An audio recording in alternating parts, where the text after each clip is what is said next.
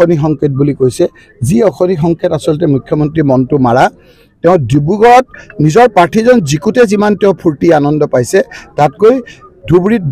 বদৰুদ্দিন আজমল ডাঙৰীয়া হাৰোতে তেওঁৰ মেটি বেছি বেজাৰ বেছি বিষাদ সেইটোহে বদৰুদ্দিন আজমল ডাঙৰীয়া হাৰাটোৱেই তেওঁৰ আচলতে অশনি সংকেত সেই অশনিটোৰ কাৰণেই তেওঁ আজি মনটো মাৰা আৰু সেইকাৰণে আজি মুখ্যমন্ত্ৰী ডাঙৰীয়াই আজি এটা কথা কালি এটা কথা তেওঁৰ কথাৰ লগত কোনো মোক এদিন হিৰো কৰিলে মই জানো যে তেওঁ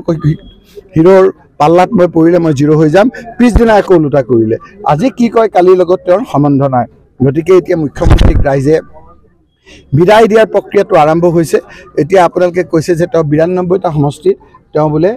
লিড পাইছে এই নিৰ্বাচনত এই যে ২৬ৰ নিৰ্বাচনত এই ৯২টো উল্টি 29 হ'ব আপোনালোকে চাই থাকক ক্ষমতাত থকাৰ কাৰণে অলপ ভোটত আমাৰ কিছু হাৰিছে তেওঁ যিদৰে ৰাজনীতি কৰিছে সেই ৰাজনীতিয়ে মানুহৰ মনবিলাক দূষিত কৰিছে প্ৰদূষিত কৰিছে আৰু সেইকাৰণে তেওঁ সকলো শ্ৰেণী ৰাইজে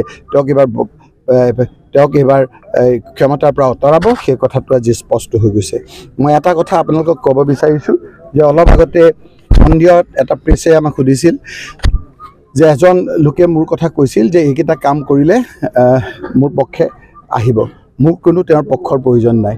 মই স্পষ্টকৈ কৈছোঁ কোনো পক্ষৰ প্ৰয়োজন নাই কিন্তু তেওঁৰ তালিকা তেওঁৰ লগতে থাকক সেই কামবিলাকো মই কৰিব লাগিব মোৰ দায়িত্ব মই এতিয়া এই লোকসকলৰ নিৰ্বাচিত প্ৰতিনিধি তেওঁ কোৱা নোকোৱাৰ লগত কোনো আপোনাৰ সম্বন্ধ নাই কিন্তু তেওঁ স্পষ্টভাৱে কৈছোঁ যে তেওঁ এতিয়া মোক তেল মাৰিবলৈ নালাগে তেওঁৰ নিজৰ মতে চলক মুখ্যমন্ত্ৰীৰ কথা মতে উদ্ভৱ কৰক তেওঁ কোৱা নকওক এই কামবিলাক মই কৰিমেই আৰু তেওঁৰ মোক কোনো ধৰণৰ ইনডাইৰেক্ট ডাইৰেক্ট সমৰ্থনৰ প্ৰয়োজন নাই অশনি সংকেত বুলি কৈছে যি অশনি সংকেত আচলতে মুখ্যমন্ত্ৰী মনটো মাৰা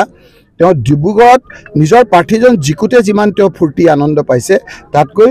ধুবুৰীত বদৰুদ্দিন আজমল ডাঙৰীয়া হাৰোতে তেওঁৰ মেটি বেছি বেজাৰ বেছি বিষাদ সেইটোহে বদৰুদ্দিন আজমল ডাঙৰীয়া হাৰাটোৱেই তেওঁৰ আচলতে অশনি সংকেত সেই অশনিটোৰ কাৰণেই তেওঁ আজি মনটো মাৰা আৰু সেইকাৰণে আজি মুখ্যমন্ত্ৰী ডাঙৰীয়াই আজি এটা কথা কালি এটা কথা তেওঁৰ কথাৰ লগত কোনো মোক এদিন হিৰো কৰিলে মই জানো যে তেওঁ হিৰোৰ পাল্লাত মই পৰিলে মই জিৰো হৈ যাম পিছদিনা একো ওলোটা কৰিলে আজি কি কয় কালিৰ লগত তেওঁৰ সম্বন্ধ নাই গতিকে এতিয়া মুখ্যমন্ত্ৰীক ৰাইজে বিদায় দিয়াৰ প্ৰক্ৰিয়াটো আৰম্ভ হৈছে এতিয়া আপোনালোকে কৈছে যে তেওঁ ৯২টা সমষ্টিত তেওঁ বোলে লিড পাইছে এই নিৰ্বাচনত এই যে ২৬ৰ নিৰ্বাচনত এই ৯২টো উল্টি 29 হ'ব আপোনালোকে চাই থাকক ক্ষমতাত থকাৰ কাৰণে অলপ ভোটত আমাৰ কিছু হাৰিছে তেওঁ যিদৰে ৰাজনীতি কৰিছে সেই ৰাজনীতিয়ে মানুহৰ মনবিলাক দূষিত কৰিছে প্ৰদূষিত কৰিছে আৰু সেইকাৰণে তেওঁ সকলো শ্ৰেণী ৰাইজে